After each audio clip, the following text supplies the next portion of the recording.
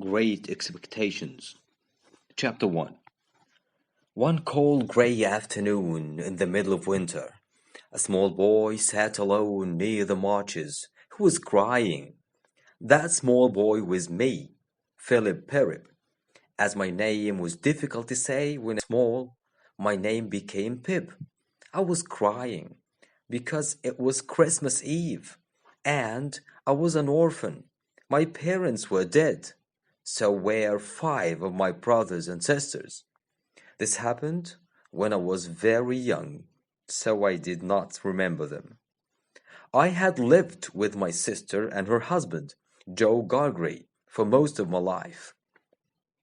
Joe was the village blacksmith, and Mrs. Joe was 20 years older than me. She was tall and thin and liked to complain about me. She was often angry, but Joe was my friend. On this gray afternoon, when I was about 7 years old, I had walked down to the graveyard at the edge of the village. I sat by my parents' grave as the afternoon light slowly disappeared. The marshes nearby became dark and frightening. I was going to leave and go home when a terrible voice shouted, "Quiet!" Then a man appeared from behind the grave. I nearly jumped out of my skin. "What's your name, boy?" he shouted, walking slowly towards me. "Pip, sir." "Show me where you live," said the man. I pointed to my village, not far away. "Who do you live with?" "My sister, sir, Mrs. Joe Gargrey. She's the wife of Joe Gargrey, the blacksmith, sir." "A blacksmith?" The man looked down, and I saw his leg irons. Then I noticed his old gray clothes and his thin, dirty face. He was shaking.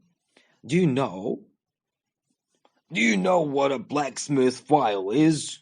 he asked.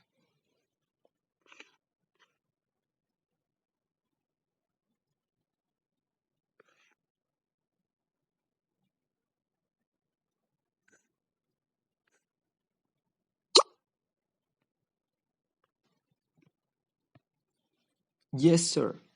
He suddenly grabbed my shoulders and shook me. "I want you to bring me the file early tomorrow morning, and some food too. Then I will let you live. What do you say?" I was frightened, so I promised to bring the file and the food to him the next day. "Now go home," he shouted.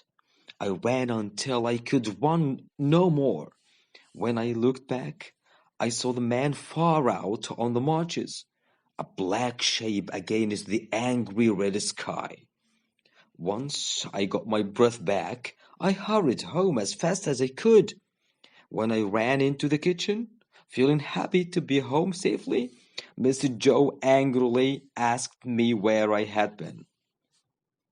"Only to the graveyard," I cried. "Graveyard?" she shouted.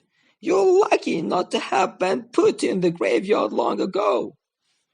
It's because of me you're still here, but I did not want to look after you. It's bad enough being a blacksmith's wife. I never asked to be your mother." That evening, I had work to do in the kitchen as usual. It was almost bedtime, and I was helping to prepare lunch for the next day, when I heard a loud noise. "Listen, what is that?" I said. "A convict escaped last night," Joe explained. "That noise was a warning to everyone in our village that another convict has got away." "From the prison ship?" Mrs. Joe added. What are they?" I asked. "They are ships where they put people because they have committed a crime," replied my sister's husband. Now, now go to bed, she shouted. I remember that I had seen a broken old ship far out on the marshes that day. Perhaps it was a prison ship. As I fell asleep, I realized that the man I had met that day was one of the escaped convicts. He wanted a blacksmith's file so that he could take off his leg irons and get away from the marshes quickly. He scared me, but I also felt sorry for him. Early the next morning, I got up and into the kitchen. It was Christmas Day, and guests were invited to dinner. There was some delicious cheese in the kitchen, as well as nuts, apples, and oranges, and a cold meat pie. I took them all. Then I went into Joe's workroom and found a blacksmith's file. Closing the front door quietly behind me, and holding all the food carefully, I set off. I ran to the graveyard and then out into the mist and over the wet marshes. Suddenly, quite by surprise, I saw a man in gray who seemed to be asleep. He wore leg irons and stood up when he saw me. At first, I thought he was the man that I knew, but then I realized his face was different. He looked at me for a moment before disappearing into the mist. I wondered who could be and who he was doing out there. Soon afterwards, I found the man I was looking for. I gave him the food at once, and he ate it quickly as I told him about the other man that I had just seen. He wanted to know who he was and where he had gone, but I could not tell him.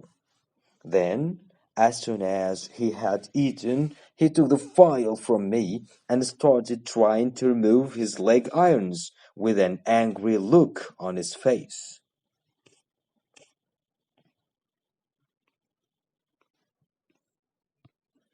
I was afraid again, so I ran home as fast as I could.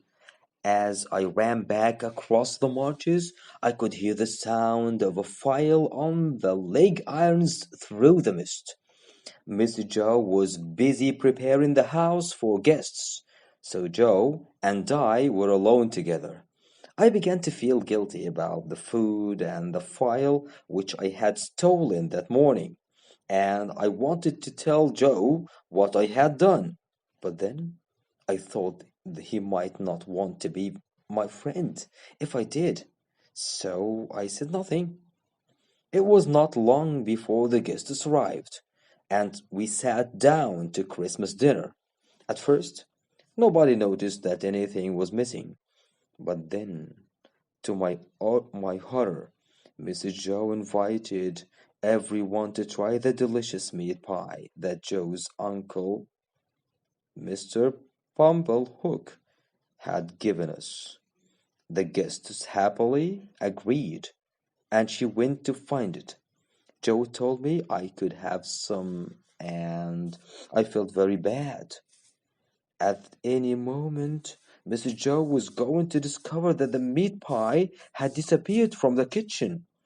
Unable to stay at the table with all the guests any longer, I got up from my chair and ran to the front door.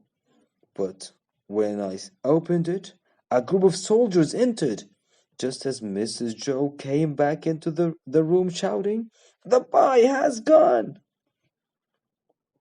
The appearance of a group of soldiers made the guests forget about the pie, and they all stood up from the table. Everyone wondered why the soldiers had come, and we all felt nervous. "We need a blacksmith to mend some handcuffs, please," the first soldier said. "We're looking for two convicts who broke their handcuffs and escaped.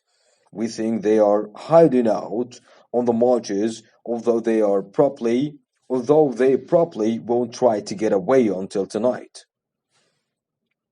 When he asked if we had seen them, everybody else said no. I did not speak. Joe mended the handcuffs for the soldiers, and they waited with us as he worked. When they were finished, Joe and I followed the soldiers out of the village and onto the marches. "I hope we don't find the convicts, Joe," I said quietly. "Me too, Pip," Joe replied. Day became night as we walked over the marches, and it was raining, and the wind blew the rain into our faces. Suddenly, we heard angry shouts nearby. I was afraid of what was about to happen.